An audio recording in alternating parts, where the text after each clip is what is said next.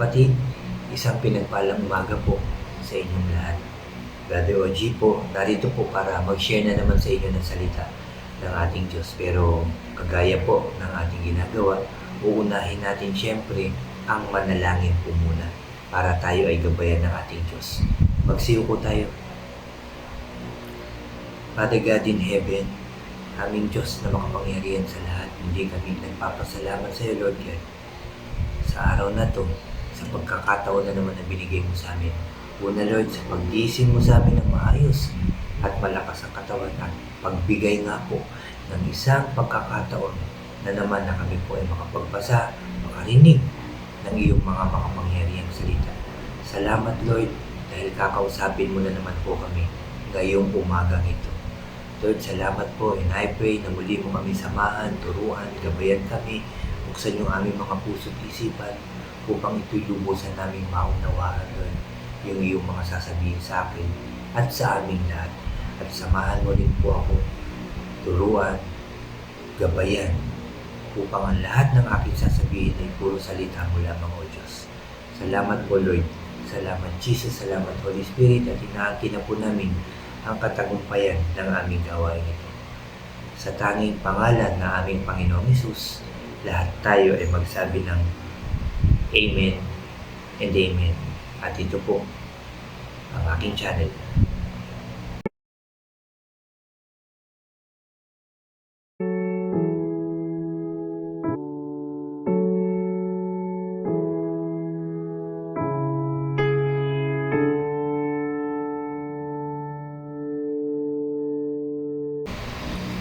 Hello po mga kapatid, magandang umaga po ulit sa inyong lahat.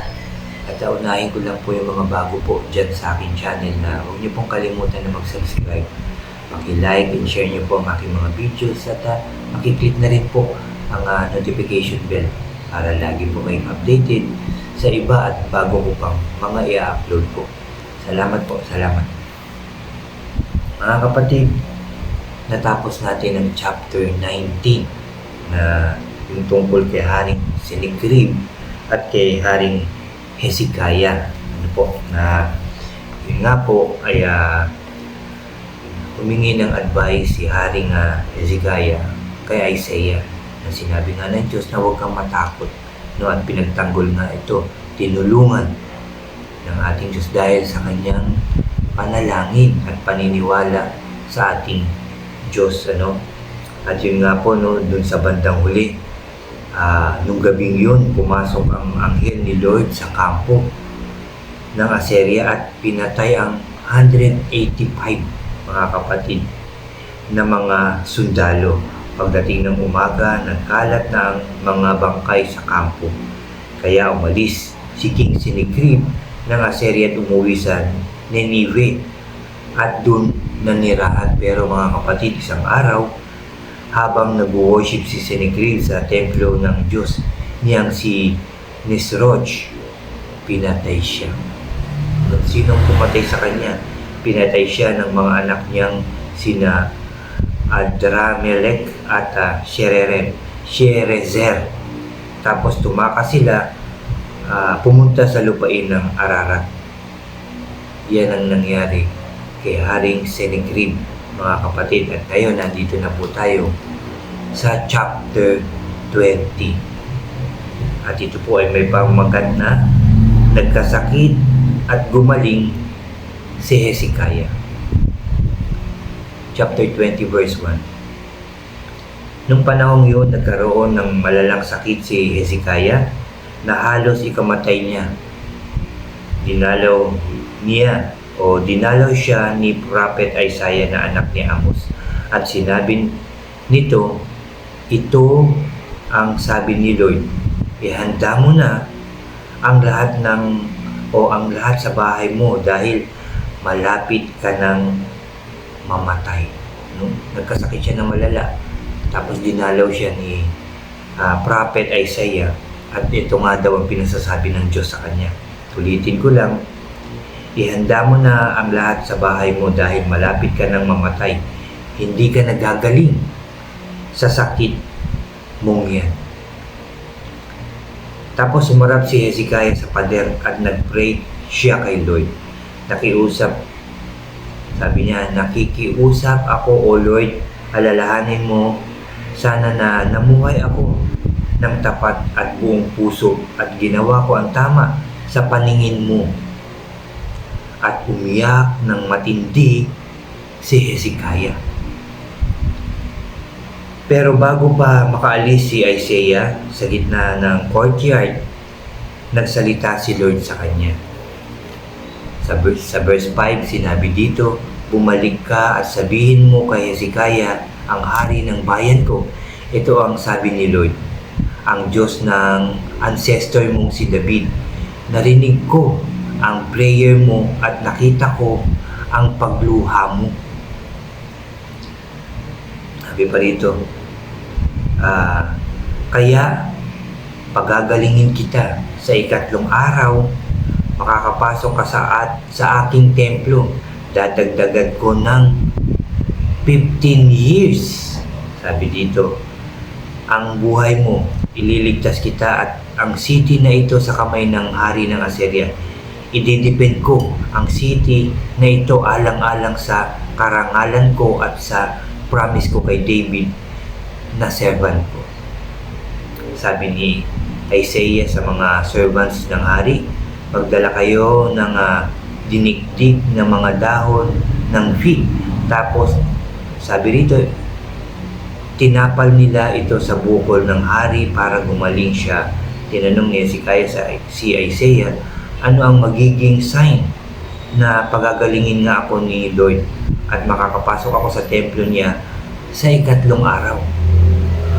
Sumagot si Isaiah, magbibigay ng sign sa iyo si Lord na gagawin o gagawin niya ang sabi niya.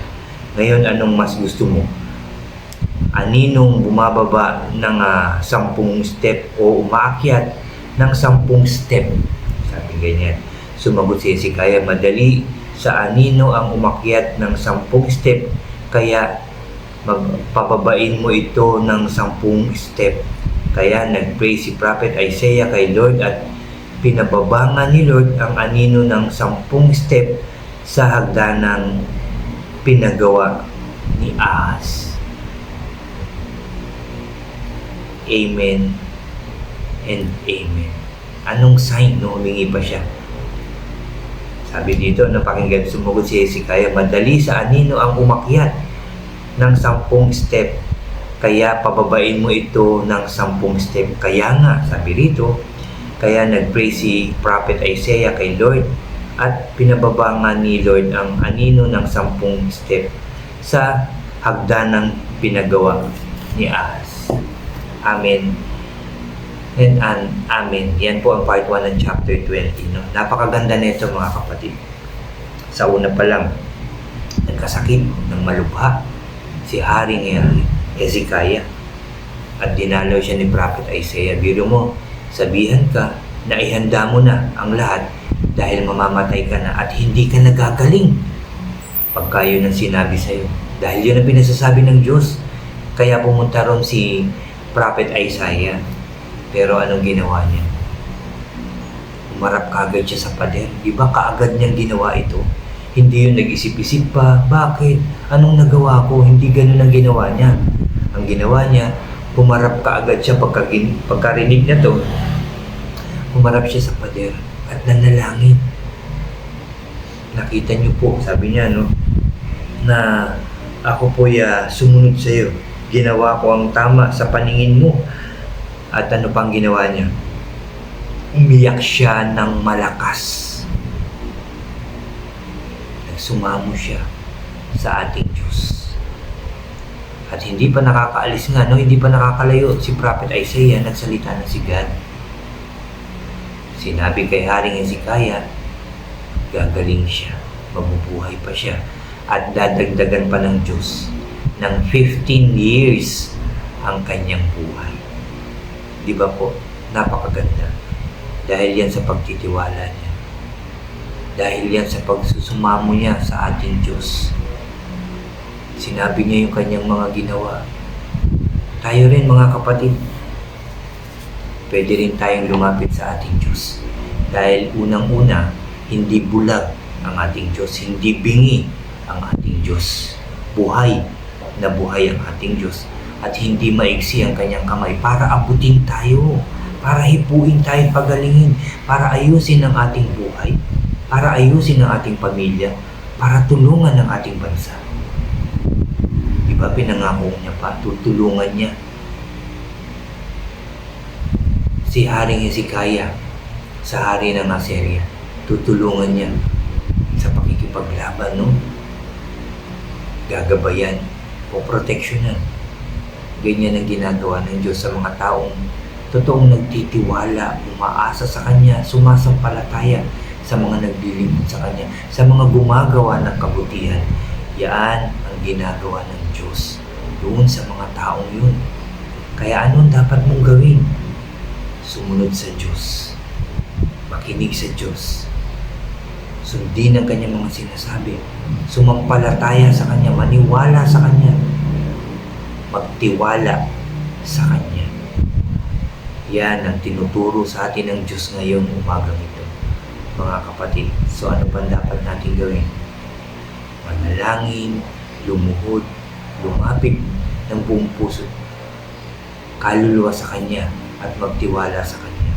At ang iyong panalangin, ibibigay niya, dadagdagan niya, aayusin niya, at tutulungan ka niya. Yan ang pangako niya sa ating lahat. Salamat sa salita ng ating Diyos. Salamat sa napakagandang sinabi ng ating Diyos sa atin. Kinausap niya tayo, mga kapatid, na yan ang inuutos niya. Yan ang gawin natin. Gawin natin ito. At sigurado ko, magtatagumpay tayo sa pangalan ng ating Panginoong Hesus. Salamat sa ating Diyos muli. Salamat sa pakikinig niyo, mga kapatid. At tayo naman ang kakausap sa Diyos. Pagkatapos niya tayong kakausapin muli natin ang ating Diyos. Samahan niyo po ako. Magsalita kayo kung anong gusto niyo sabihin dahil alam ko, nakikinig ang Diyos ngayon. Magsiyo po tayo. Yes, O God. Hallelujah. Hallelujah. Aming Diyos na makapangyarihan sa lahat, muli kaming nagpapasalamat, nagpupuri sa iyo. Lord, maraming salamat sa sinabi at inutos mo na naman sa amin ngayong umagang ito. Na kami gumawa ng kabutihan at sumunod sa iyo. Hindi mo kami pababayaan kung kami magtitiwala sa iyo. Lumapit lamang kayo, kami, Lord God.